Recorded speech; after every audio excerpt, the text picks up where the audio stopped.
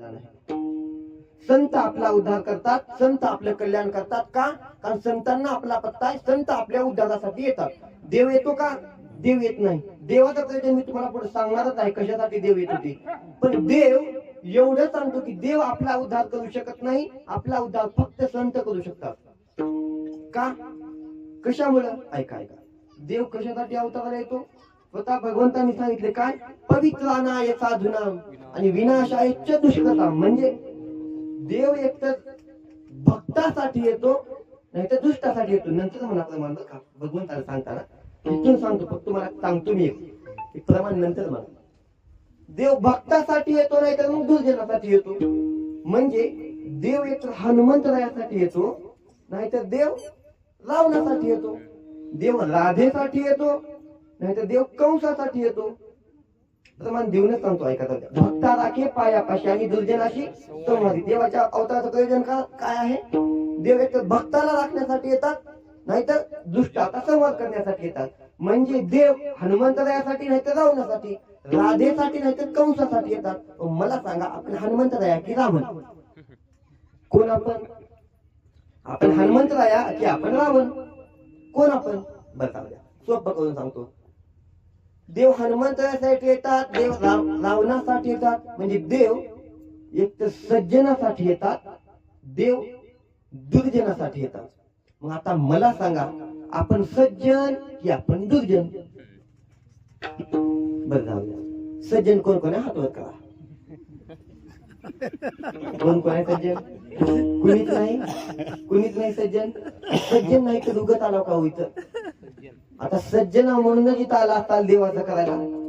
बरं जाऊ द्या. सज्जन नाही कोणी, दुर्जन कोण कोण आहे? हात वर करा. हाय का कुणी? दुर्जन असतो तर तुम्ही इथं आलोच नसतो.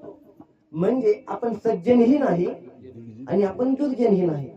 आणि देव तर म्हणतात मी सज्जनाकरिता येतो, नाही तर दुर्जनाकरिता येतो. भक्ता राखे पायापाशी दुर्जनासाठी, दुर्जनाशी संवादी. आपण सज्जनही नाही आणि आपण दुर्जनही नाही. का?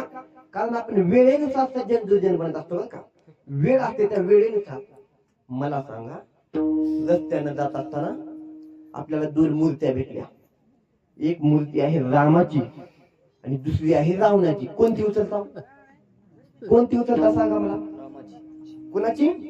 रामाची. आता ऐका, मी बी रामाची उचलता, तुम्ही बी रामाची उचलता, मी पण रामाची उचलता. ऐका, दुसऱ्या दिवशी त्याच रस्त्यानं चाला जात असताना दोन मूर्ती आणखीन वाटत पडलेल्या आहेत. पण त्याच्यातली एक मूर्ती आहे ती सोन्याची आहे आणि एक मूर्ती आहे ती दगडाची आहे. सोन्याची जी मूर्ती आहे ती रावणाची आहे आणि दगडाची मूर्ती रामाची आहे. आता कोणती उचलता? कुठे गेली सज्जनता? आहे का सज्जनता आपल्यात? नाही. म्हणजे सज्जन म्हणून घेऊ आपल्यात धाडस होत नाही आणि दुर्जन म्हणून घेऊ तर लाज वाटते.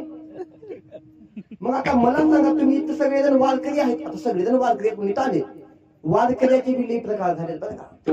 मला सांगा, ह्याचं वय आहे 30, ह्यानं तिकीट काढताय, ह्यानं आधार कार्ड वय किती करून घेताय? 65 वर्ष. आणि कुठं जाताय? पंढरपूरला. आणि काय सांगताय? वारी करला महिन्याची. कुठली सज्जनता होई? आहे का सज्जनता? नाही मला. मग मला सांगा, आपण आपल्या वेळेनुसार सज्जन दुर्जन बनत असतो. म्हणजे आपण सज्जनही नाही आणि आपण दुर्जनही नाही. मग संत तर अवतार घेतात कशासाठी? मग देव अवतार घेतो तर भक्तासाठी नाही तर दुष्टासाठी. आपण सज्जनही नाही आणि दुर्जनही नाही. मग आपण मधला वर्ग, मधल्या वर्गाचा उद्धार केला. कोण केला? संतांनी केला. तुकोपदेत सुद्धा प्रमाण आहे काय? उद्धराया आली दिनजना किंवा अवतार तुम्हा धराया कारण उद्धराया जन जड जीवा.